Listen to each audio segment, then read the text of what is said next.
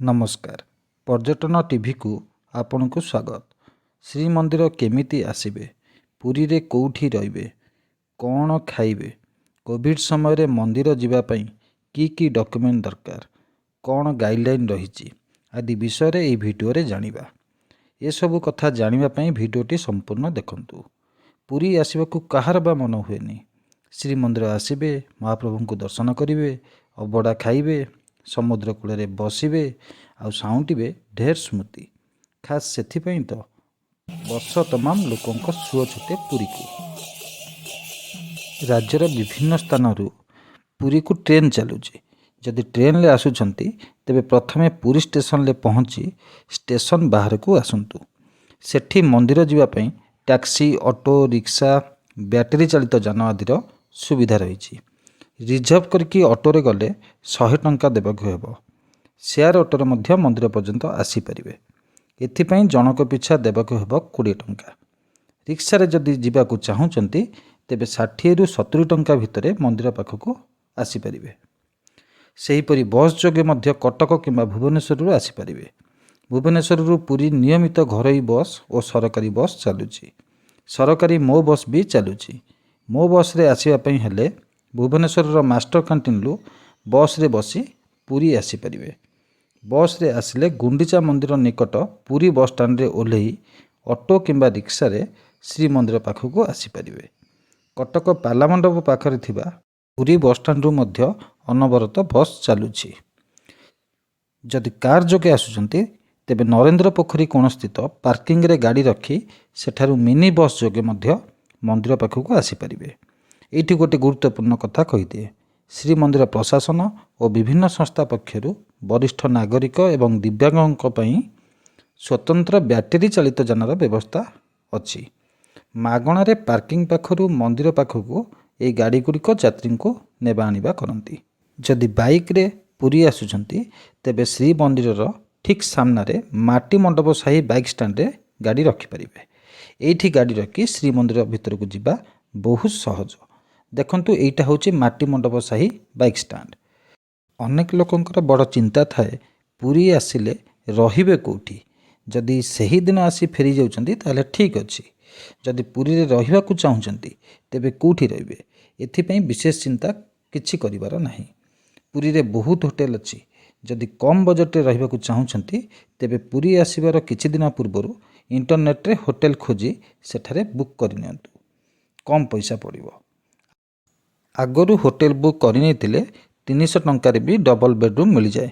नहेले 500 टंका कि 600 टंका मध्य भल रूम मिल जिवो।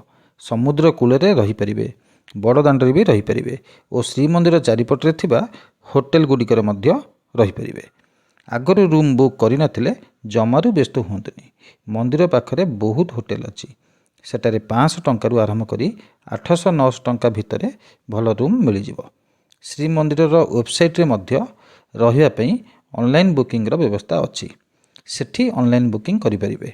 मंदिर वेबसाइट रो लिंक डिस्क्रिप्शन बॉक्स रे अछि, देखि नियंतु। ए होउची सिंहद्वार। नीलचक्र रे पतित पावन बना फरफर होई उडुची। देखंतु श्रीमंदिर सामने रे ठिया होई फोटो उठेई परिबे। मंदिर चारिपट एबे खूब सुंदर लागुची। विभिन्न प्रकार गछ लागिची। मंदिर भितरे चतुर्धा मूर्ति को दर्शन करिबा परे महालक्ष्मी को दर्शन करंतु। सेठी मां को भोग विशेष करी पोड़ पिठा खाइबा को केबे भूलंतु नाही। श्रीमंदिर परिसर रे थिबा अन्य देवदेवी मंदिर मध्य बुलंतु। तापरे आसंतु आनंद बजार। सेठी महाप्रसाद खांतु। एबे जनक पिछा 100 टंकार महाप्रसाद मिलुची। मन भरी अन्न, मिठा डाली, डालमा, बेसर, मोहुर, खट्टा खांतु। खाई सारी खीरी खांतु। तापरे घर पई सुखिला भोग आनिकी आसंतु। आनंद बजार को लागिक रहिछि उत्तर द्वार बा हस्ती द्वार। सही बाटे मंदिर बाहर को बाहरी आसंतु। आ श्री मंदिर चारिपट निश्चय बुलंतु। बहुत भल लागिबो। उत्तर पूर्व कोणार रहिछि दोलवेदी, ताकू देखंतु। उत्तर द्वार रु बड़दांड आड़क आसिले बाटे पड़िबो चप्पल स्टैंड। सेठारु चप्पल और मोबाइल आनिकी बड़दांड आसंतु। सेठी बुलाबुली करंतु। जदि किछि जिनस किणाकिणी करिया पई चाहुचंती सेठु मध्य किनि परिबे।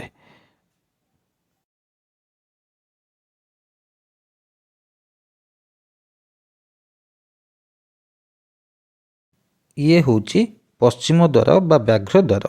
ପୁରୀ ବାସିନ୍ଦାମାନେ ଏହି ବାଟ ଦେଇ ସହଜରେ ମନ୍ଦିର ଭିତରକୁ ଯାଇପାରିବେ। ମନେ ରଖନ୍ତୁ, ଏହି ବାଟେ କେବଳ ପୁରୀରେ ରହୁଥିବା ଶ୍ରଦ୍ଧାଳୁମାନେ ହିଁ ମନ୍ଦିର ଭିତରକୁ ଯାଇପାରିବେ। ଏଥିପାଇଁ ସେମାନେ ନିଜର ପରିଚୟ ପତ୍ର ଦେଖାଇ ଭିତରକୁ ଯାଇପାରିବେ। ଯେମିତି ପୂର୍ବପଟେ ପରିଚୟ ପତ୍ର ଦେଖୁଛନ୍ତି ଏବଂ ଦୁଇଟି ଟୀକା ନେଇଥିବା ସାର୍ଟିଫିକେଟ୍ ବି ଦେଖୁଛନ୍ତି, ଏଠି ମଧ୍ୟ ସେହିପରି ବ୍ୟବସ୍ଥା ରହିଛି। ଏସବୁ ଦେଖିଲା ପରେ ଏଇ ବାଟ ଦେଇ ପୁରୀ ବାସିନ୍ଦାମାନେ ଭିତରକୁ ଯିବେ। ଏଇ ଯେଉଁ ବାଟଟି, ଏଠି ମଧ୍ୟ ଗୋଟେ ରହିଛି ନିଃଶୁଳ୍କ ମୋବାଇଲ ଏବଂ ଚପଲ ରଖିବା ସ୍ଥାନ। ସେଠାରେ ମୋବାଇଲ ଓ ଚପଲ ରଖିକି ମନ୍ଦିର ଭିତରକୁ ଆସିପାରିବେ। ଏହି ନିଃଶୁଳ୍କ ଜୋତା ଷ୍ଟାଣ୍ଡ ଓ ମୋବାଇଲ ଷ୍ଟାଣ୍ଡ ସକାଳ 6ଟାରୁ ରାତି 10ଟା ପର୍ଯ୍ୟନ୍ତ ଖୋଲା ରୁହେ। ଏବେ ଦକ୍ଷିଣ ଦ୍ୱାର ଆଡ଼କୁ ଆସନ୍ତୁ। ମୁଁ ଏବେ ଦକ୍ଷିଣ ଦ୍ୱାର ଆଡ଼କୁ ଯାଉଛି।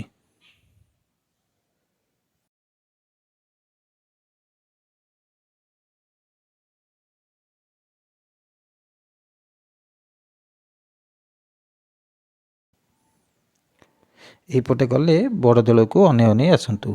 ବହୁତ ଭଲ ଲାଗିବ। ପତିତ ପାବନ ବାନା ଉଡ଼ୁଛି, ବଡ଼ ଦେଉଳ, ନୀଳଚକ୍ର, ଏସବୁର ଶୋଭା ଦେଖିଲେ ଥରେ ମନ ପୁରିଯାଏ। ତାକୁ ଦେଖନ୍ତୁ ଆଉ ଉପଭୋଗ କରନ୍ତୁ।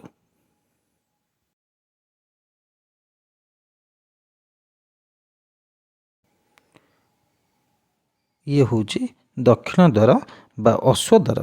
ଏଇ ପଟ ଦେଇ କେବଳ ସେବାୟତମାନେ ଭିତରକୁ ଯିବା ଆସିବା କରନ୍ତି। ସେମାନେ ମାଟି କୁଡ଼ୁଆ, ଅନ୍ୟାନ୍ୟ ସବୁ ଜିନିଷପତ୍ର ଏଇ ପଟ ଦେଇ ନିଅନ୍ତି ଏବଂ ଆଣନ୍ତି।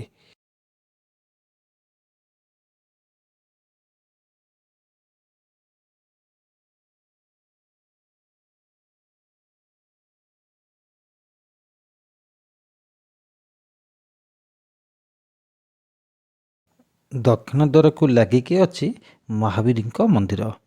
ଏଠିକି ଆସନ୍ତୁ ଆଉ ମହାବୀରଙ୍କୁ ଦର୍ଶନ କରିକି ଯାଆନ୍ତୁ।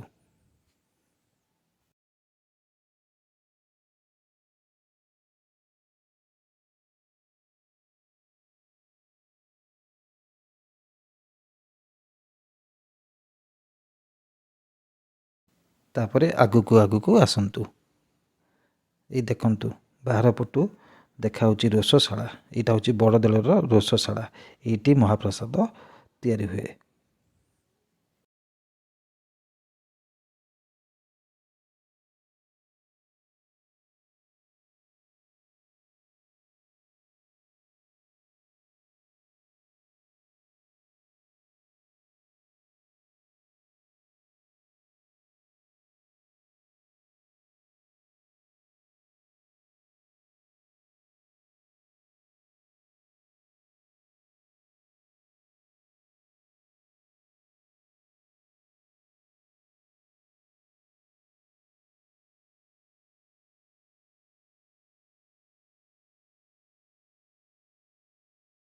ଶ୍ରୀମନ୍ଦିର ଭିତରକୁ ଯିବା କେମିତି ସେ ବିଷୟରେ ବର୍ତ୍ତମାନ କଥା ହେବା। ମନ୍ଦିର ଭିତରକୁ ଯିବା ପାଇଁ ପ୍ରଥମେ ଲାଇନରେ ଠିଆ ହେବାକୁ ପଡ଼ିବ। ବର୍ତ୍ତମାନ କୋଭିଡ଼ କଟକଣା ଥିବାରୁ 2ଟି ଟୀକା ନେଇଥିବା ସାର୍ଟିଫିକେଟ୍ ଏବଂ ପରିଚୟ ପତ୍ର ଦରକାର ହେଉଛି। ଏଠି ମନ୍ଦିର ପ୍ରଶାସନ ପକ୍ଷରୁ କିଛି ସ୍ୱେଚ୍ଛାସେବୀ ନିଯୁକ୍ତ ହୋଇଛନ୍ତି। ଏମାନେ ସାର୍ଟିଫିକେଟ୍ ଏବଂ ପରିଚୟ ପତ୍ର ଦେଖି ଶ୍ରଦ୍ଧାଳୁମାନଙ୍କୁ ଭିତରକୁ ଛାଡ଼ୁଛନ୍ତି। 2ଟି ଟୀକା ନେଇଥିବା ସାର୍ଟିଫିକେଟ୍ ଆଣିବାକୁ ଯଦି ଭୁଲି ଯାଇଛନ୍ତି, ତେବେ ବଡ଼ଦାଣ୍ଡରେ ବହୁତ ପ୍ରିଣ୍ଟିଂ ଦୋକାନ ଅଛି। ସେଠାକୁ ଯାଇ ପ୍ରିଣ୍ଟ ମଧ୍ୟ କରିପାରିବେ। ଆଉ ଯେଉଁମାନଙ୍କ ପାଖରେ ସ୍ମାର୍ଟଫୋନ୍ ନାହିଁ, ଫିଚର ଫୋନ୍ ଅଛି, ସେମାନଙ୍କ ପାଇଁ ମନ୍ଦିର ପ୍ରଶାସନ ପକ୍ଷରୁ ସ୍ୱତନ୍ତ୍ର ବ୍ୟବସ୍ଥା କରାଯାଇଛି। ସେମାନେ ନିଜର ପରିଚୟ ପତ୍ର ଦେଖାଇ ଏବଂ ମୋବାଇଲ ନମ୍ବର କହି ମାଗଣାରେ ନିଜ ସାର୍ଟିଫିକେଟ୍ ପ୍ରିଣ୍ଟ କରିପାରିବେ। ଯଦି 2ଟି ଟୀକା ନେଇନାହାନ୍ତି, ତେବେ 96 ଘଣ୍ଟା ଭିତରେ ଟେଷ୍ଟ କରିଥିବା RT-PCR କୋଭିଡ଼ ନେଗେଟିଭ୍ ରିପୋର୍ଟ ନେଇକି ଆସନ୍ତୁ। ମାସ୍କ ପିନ୍ଧିବା ବାଧ୍ୟତାମୂଳକ। ମନେ ରଖନ୍ତୁ, ମନ୍ଦିର ଭିତରେ ଏବଂ ବାହାରେ ସବୁଠି ମାସ୍କ ପିନ୍ଧନ୍ତୁ। ଲାଇନରେ ଯିବା ପରେ ମୋବାଇଲ, ଚପଲ ଆଦି ରଖିବା ପାଇଁ ମନ୍ଦିର ପ୍ରଶାସନ ପକ୍ଷରୁ ନିଃଶୁଳ୍କ ସେବା ଯୋଗାଇ ଦିଆଯାଉଛି।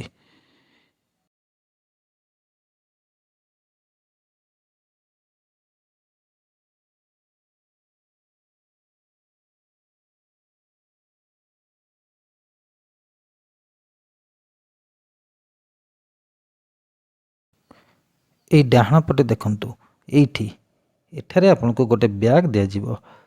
ସେଇ ବ୍ୟାଗ୍ରେ ଚପଲ, ମୋବାଇଲ ଆଦି ରଖିପାରିବେ। ତାପରେ ଆପଣଙ୍କୁ ଏକ କୁପନ ମିଳିବ। ମନ୍ଦିରରୁ ଉତ୍ତର ଦ୍ୱାର ଦେଇ ଫେରିବା ବେଳେ ଆପଣ କାଉଣ୍ଟରରୁ କୁପନ ଦେଖି ନିଜର ଜିନିଷ ଆଣିପାରିବେ। ଯଦି ମୋବାଇଲ ଚପଲ ଆଦି ହୋଟେଲରେ ରଖି ଆସିଛନ୍ତି ତେବେ ଆପଣ ସିଧା ବାମ ପଟକୁ ଆସିକି ଏଠି ଯେଉଁ ଧାଡ଼ି ଅଛି ଏଇଠି ଠିଆ ହୁଅନ୍ତୁ। ଏଠାରେ ଆପଣଙ୍କ ପରିଚୟ ପତ୍ର ଦେଖିବା ପରେ ଭିତରକୁ ଛଡ଼ାଯିବ।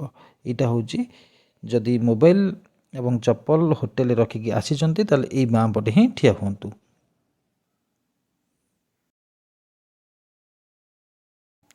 ମନ୍ଦିର ଭିତରକୁ ଯିବା ପୂର୍ବରୁ ସାଙ୍ଗରେ ପାଣି ବୋତଲ ନିହାତି ନିଅନ୍ତୁ। ଏବେ ପୁରୀରେ 24 ଘଣ୍ଟିଆ ପାଣିର ବ୍ୟବସ୍ଥା ଅଛି। ଶୁଦ୍ଧ ପାଣି ସବୁବେଳେ ମିଳୁଛି ଏବଂ ସବୁଆଡ଼େ ଅଛି। ଆପଣ ଜାଗା ଜାଗାରେ ଟ୍ୟାପ୍ରେ ଦେଖିପାରିବେ ଶୁଦ୍ଧ ପାନୀୟ ଜଳ।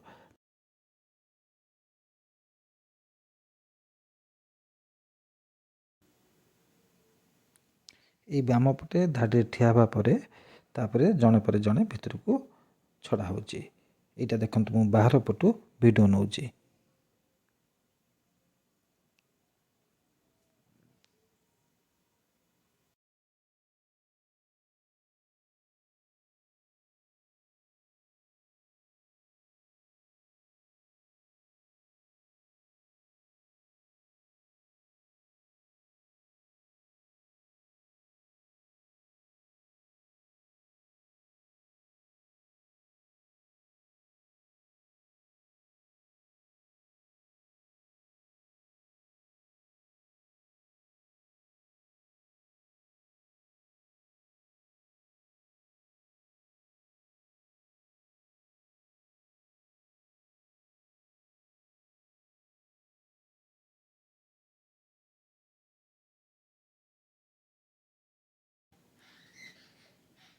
ମହାପ୍ରଭୁଙ୍କୁ ଦର୍ଶନ କରିବା ପରେ ବଡ଼ଦାଣ୍ଡ ଆସନ୍ତୁ।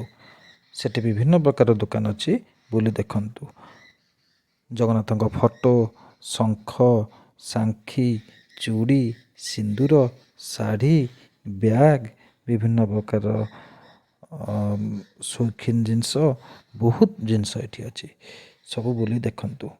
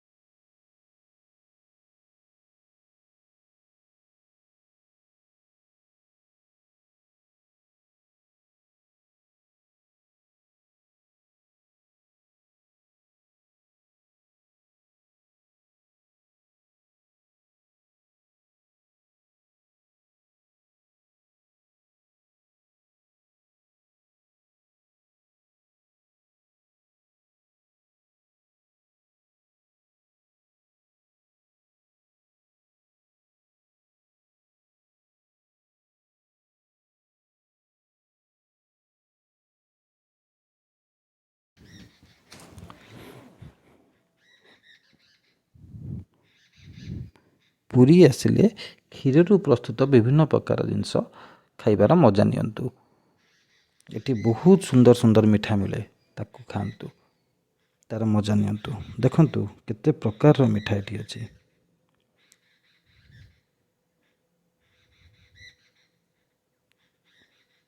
ପୁରୀ ମିଠାର ଗୋଟେ ସ୍ୱତନ୍ତ୍ରତା ଅଛି।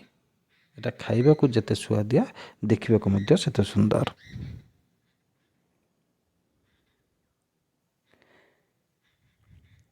ଏଇଠି ଦେଖନ୍ତୁ, ଏଇଠି ରସଗୋଲା ତିଆରି ହେଉଛି।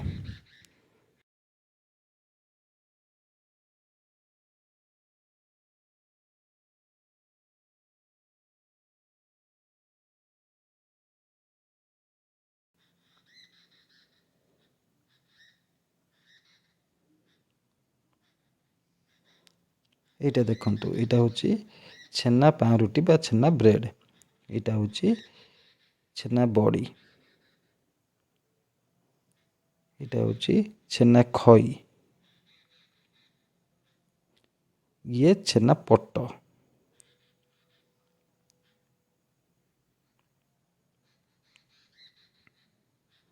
এইটা ହେଉଛି ଛେନା ଇଟିଲି। ଇଏ ଛେନା ଝିଲି। এইটা ହେଉଛି ଖୁଆ। ଇଏ ତାଡ଼ିଆ। ଇଏ ଗୋଲାପଜାମୁ।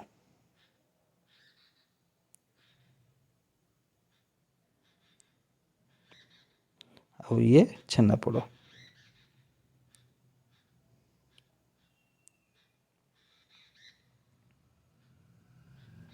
ଆଉ ଗୋଟେ ସର ଚକୁଳି ବି ଗୋଟେ ଅଛି, ତାକୁ ନିଶ୍ଚୟ ଖାଆନ୍ତୁ। ଆଜି ଏଠି ସର ଚକୁଳି ନଥିଲା, ତେଣୁକରି ଖାଲି ସର ମିଳିଲା, ତାକୁ ହିଁ ମୁଁ ଖାଉଛି। ଆଉ ଇଏ ଖୁଆ ମିଠା। ସେଇଭଳିଆ ସକାଳେ ବି ବଢ଼ିଆ ଜଳଖିଆ ମିଳେ ଏଠି।